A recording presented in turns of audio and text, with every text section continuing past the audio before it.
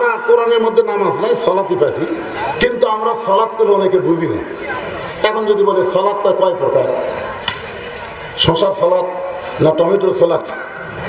এখন টমেটোর সালাত আছে, শশার সালাত আছে, কিন্তু নামাজের নাম যে সালাত আরবি, যেখানে কোরআনের সালাত পাবেন ওটাকে আমরা নামাজ বলি। ধরে কারণ ঠিক কিনা? হ্যাঁ, এই জন্য আপনারা যেটা বোঝেন সেটাই বলতেছি, নামাজ। আল্লাহ নবী নবুয়তের 10ম বৎসরে নামাজ পাইছে, তারপরে 3 বছর নবী মক্কায় ছিলেন, নামাজ কায়েম করতে পারেননি। কোরআনের যেখানে আল্লাহ নামাজের কথা বলেছে শুরুতে আপনারা দেখেন, আল্লাযীনা ইউমিনুনা বিল গায়বি ওয়া ইউকিমুনাস সালাত, নামাজ কায়েম করার কথা শুরু হয়ে গেল কোরআনে। এভাবে আরো 82 জায়গায় নামাজ কায়েমের কথা আল্লাহ বলেছেন, নামাজ পড়ার কথা আল্লাহ বলেনি। এখন আপনারা বলেন তো, আমাদের বাংলাদেশে নামাজ পড়া আছে না কায়েম আছে? পড়া আছে, কায়েম নেই। তো নামাজ কায়েম করতে গেলে কি করণীয়? তখন কি মানুষের আইন চলবে না আল্লাহর আইন? কারণ মানুষের আইন সমাজের মধ্যে যতদিন থাকবে ততদিন পর্যন্ত মানুষ নামাজ পড়তে পারে, কিন্তু নামাজ কায়েম করতে পারবে না।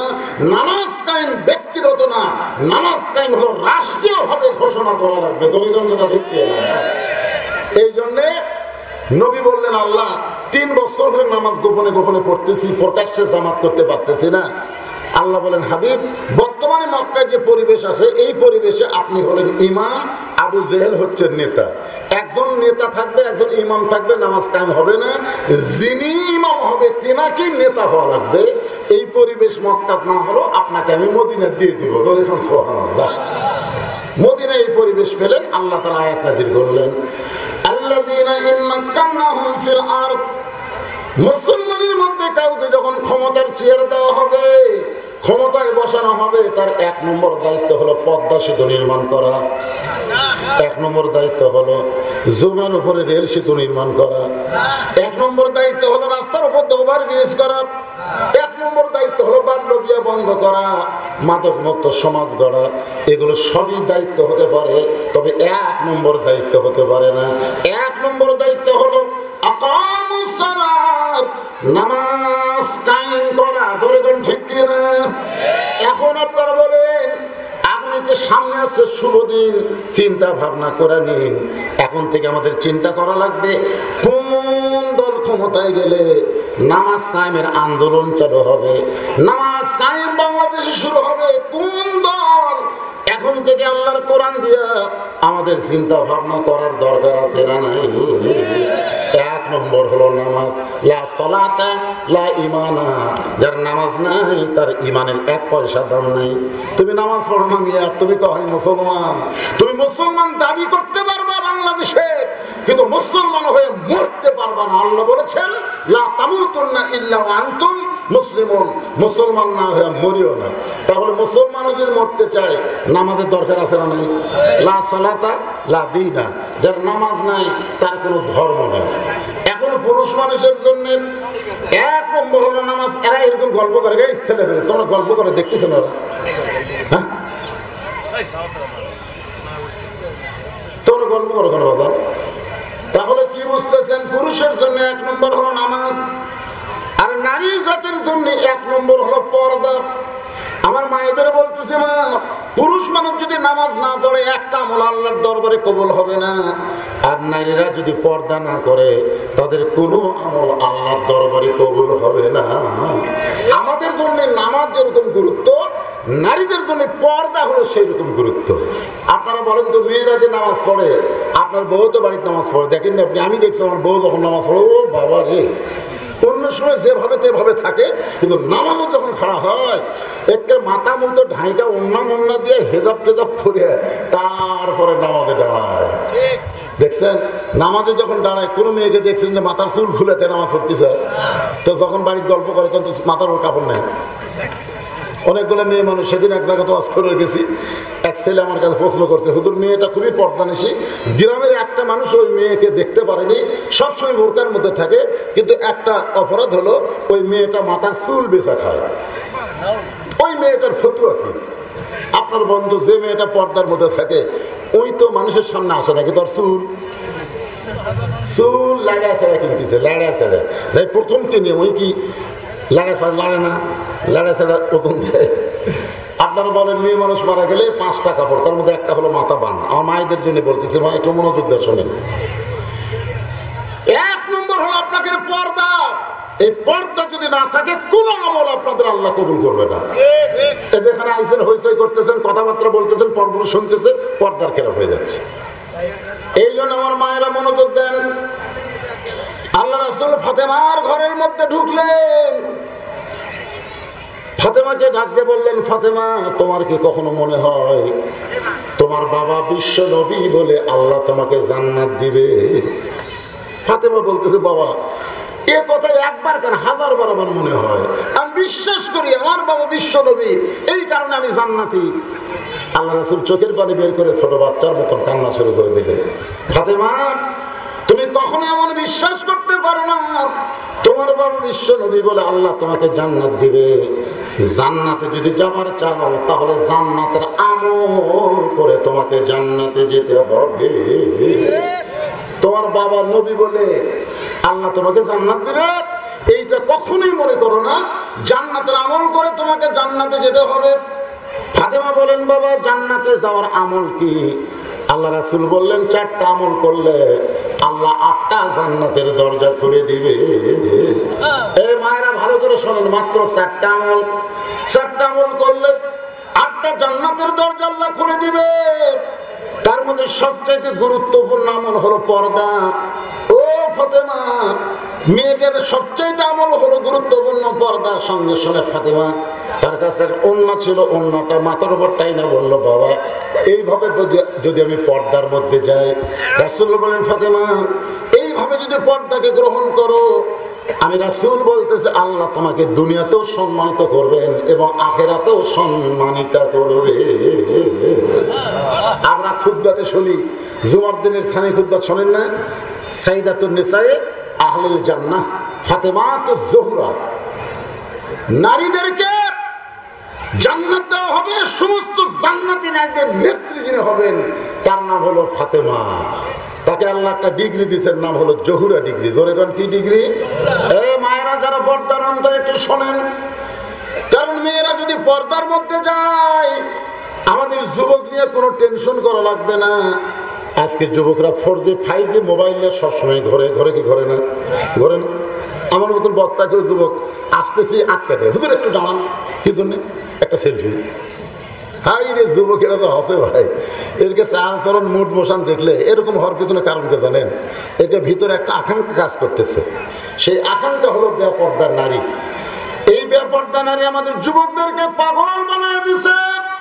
আজকে যদি মেয়েরা পর্দার মধ্যে থাকে, আমাদের একটা যুবকও বেসাইজ হবে না, সমস্ত যুবককে আল্লাহ সাইজ করে দিবে। ধরে গান সুবহানাল্লাহ। এজন্য মা বোনদের একটু পর্দার ওয়াজ করার দরকার আছে না নাই? জোরে গান আছে না নাই?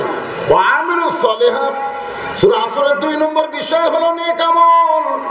নেক আমলের মধ্যে পুরুষের 1 নম্বর হলো নামাজ, আর নারীদের 1 নম্বর হলো পর্দা। আল্লাহ রাসূল বললেন, ফাতেমা আল্লাহ তোমাকে দুনিয়াতে সম্মানিত করবেন, আখিরাতেও সম্মানিত করবেন যদি তুমি পর্দার ভিতরে থাকো। ফাতেমার জীবনে অনেক কষ্ট হয়েছে, কিন্তু ফাতেমা খুবই সম্মানিতা। তার প্রমাণ হলো বুখারী শরীফের একটা হাদিস। কতগুলো মেয়ে মানুষ ফাতেমার দরজার দাঁড়িয়ে আছে, ফাতেমার সাথে দেখা করবে। যাকে আল্লাহ জান্নাতের নেত্রী বানাবে সে ফাতেমারা দেখতে কেমন, তখন মেয়েরা বুঝতে পারছে এটাই তো ফাতেমার ছেলে হবে।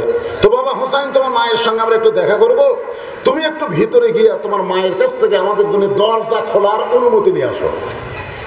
হোসেন বললো, আপনাদের কোনো টেনশন নেই, আমি যাচ্ছি। এই বলে মারছে দৌড়।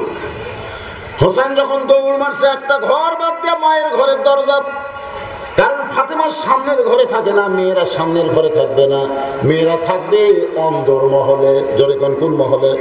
আমি যে বাড়িতে ঢুকলাম ওই বাড়িতে আমি ঢুকলাম, প্রথম ঘর ঢুকতে যে ঘর সেটা কিন্তু মেয়েদের ঘর না, সেটা হলো অতিথি আপ্যায়নের ঘর। তারপরে ঘর, তারপরে কি নারীদের ঘর। যে ঘরটা থাকবে অন্দর মহলে, পুরুষ মানুষ ওখানে যাওয়ার কোনো সুযোগ নেই। ইমাম গাজ্জালী বলেছেন অন্দর মহল মানে কবর, কবর, কবর। তো ছাত্র বলেন, হুজুর কবর দিয়ে অন্দরমহল কেমনে বুঝেন? ইমাম গাজ্জালী বলেন, একটা মহিলা মারা গেলে তার লাশ যারা ধরে কবরের মধ্যে নামাবার পারবে, কেবলমাত্র তারাই অন্দরমহলে ঢুকতে পারবে। এখন আপনারা বলেন তো, একটা মেয়ে মানুষ মারা গেলে পাইকারি হারে সবাই কি লাশ লাশ ধরতে পারবে?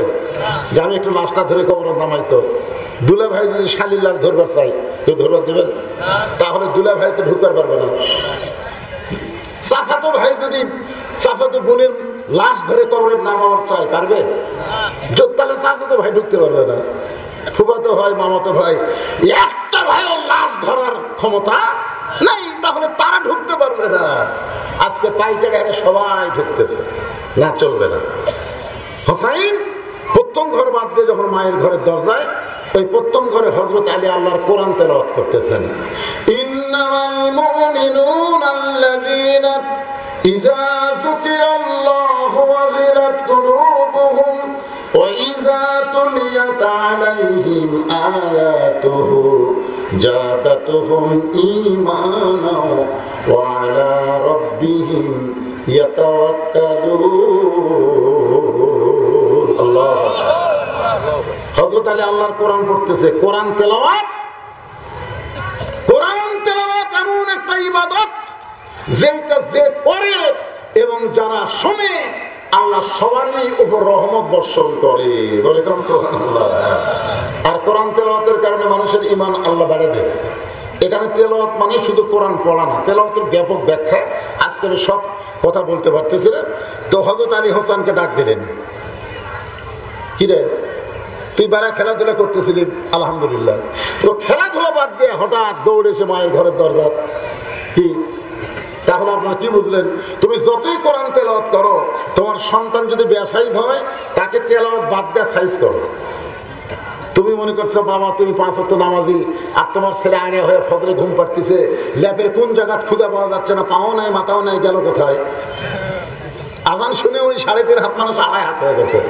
আপনি সামনে কাতারে যা দোয়া পড়তেছেন, আর চোখের পানি বের করে কাঁদতেছেন, আর বেটা কুত্তার আমল করতেছে ল্যাপের মধ্যে। সকাল থেকে সাইজ ছিবে যা সাইজ, কুত্তার ও ল্যাপের মধ্যে একই সাইজ। আপনি মনে করতেছেন জান্নাতের যাবেন, ইয়ার কি বাড়তেছেন আল্লাহর সাথে, ইয়ার কি? আলী বলতেছে শোন শোন, বেড়া তো খেলাধুলা ভালোই করতেছিলি, তো খেলাধুলা বাদ দিয়ে মায়ের ঘরের দরজা কেন? হোসেন বলতেছে আব্বু কতগুলো মেয়ে মানুষ দরজার দাঁড়িয়ে আছে, আমার মায়ের সাথে দেখা করবে, তো মা তাদেরকে দেখার অনুমতি দিবে কিনা এটা জানার জন্য আমি মায়ের ঘরে ঢুকতেছি। আলী বলতেছে তোর বয়স কত? তোর বয়স কত? হোসেন বলতেছে আমি তো জানি না। আমি জানি বলেই তো আটকে দিছি। যখন তখন মায়ের ঘরে ঢুকতে পারবি না, যখন তখন ঢুকতে গেলে মায়ের অনুমতি নিয়ে ঢুকবি। তোর 4 বছর বয়স পার হয়ে গেছে। 4 বছরের বাচ্চারা যখন তখন মায়ের ঘরে ঢুকতে পারবে না, মায়ের অনুমতি লাগবে। মা আমি হোসেন একটু ঢুকবার চাই, মা যদি বলে 5 মিনিট দেরি কর, তারপর। কারণ মা ঘরে কোন অবস্থায় আছে, এটা কিন্তু 2 বছরের বাচ্চা যদি ঢোকে মায়ের তেমন কিছু মনে হবে না, কিন্তু 4 বছরের বাচ্চা ঢুকলেই বিপদ। কারণ সব কিছু বোঝে, জোরে কারণ বোঝে কি বোঝে না। আবার মেয়ে যখন বড় হবে, যখন তখন বাবা মেয়ের ঘরে ঢুকতে পারবে না, মেয়ের ঘরে ঢুকতে বাবার অনুমতি লাগবে। এক সময় যে মেয়েকে কোলে কাঁখালে আপনি মানুষ করেছেন, আপনার মেয়েকে বুকের উপর রাইতে আপনি ঘুম পড়াইছেন, আজকে সেই মেয়ে যখন 8-9 বছর হয়ে গেল, ঘরের মধ্যে মেয়েটা কিভাবে আছে? বাবা আগে সালাম দিয়ে বলতে হবে মা আমি তোমার ঘরে ঢুকতে চাই। মেয়ে যদি বলে বাবা আসেন, কোনো সমস্যা নাই। আর যদি বলেন বাবা একটু দেরি করেন। জোহর নামাজ পড়ে আল্লাহর নবী ফাতেমার ঘরের দরজায় নবী সালাম দিয়ে বললেন ফাতেমা একটু দরজা খোলো মা, আমি আজকে তোমাকে মুখটা দেখে একটু যাওয়ার চাই। ফাতেমা বললেন বাবা এখনকার মতো আপনি ফেরত যান, এখন দরজা খোলার মতন পরিবেশ আমার বাড়িতে নাই। এমন একটা পোশাক পরে আছি, যেই পোশাক নিচের দিকে নিয়ে গেলে উপর দিকে আমি ঢাকতে পারি না, উপর দিকে আনতে গেলে নিচে ঢাকতে পারে না। বাবার সামনে মেয়ে দরজা খুলতে বড় শরম পায়। রাসূল চলে গেলেন আসরের নামাজের পর, আবার আল্লাহর নবী এসে বললেন ফাতেমা তুই তো জানিস মা তোর মুখটা না দেখলে আমার কলিজায় শান্তি হয় না। ফাতেমা বলে বাবা এখনো পরিবেশ ঠিক হয় নাই, এখনকার মতো আপনি ফেরত যান। সঙ্গে সঙ্গে নবী আমার জানলার কাছে গিয়ে বললেন ফাতেমা একটু জানলার পাল্লা খোল। নবী এক টানে গায়ের চাদর খুলে ফাতেমার হাতে দিয়ে বললেন মা এই চাদর পরে বাবার জন্য একটু দরজা খুলে দে। এখান থেকে বোঝা গেল মেয়ে যখন বড় হবে বাবা ইচ্ছা করলেই মেয়ের ঘরে ঢুকতে পারবে না, ছেলে যখন বড় হবে ইচ্ছা করলেই মায়ের ঘরে ঢুকতে পারবে। হোসেন তুমি আসো আল্লাহর কোরআন ধরো। হযরত হোসেনের হাতে আল্লাহর কোরআন শরীফ দিয়ে এই 3:30 আজান দেয় কোন এলাকার? আচ্ছা আচ্ছা আচ্ছা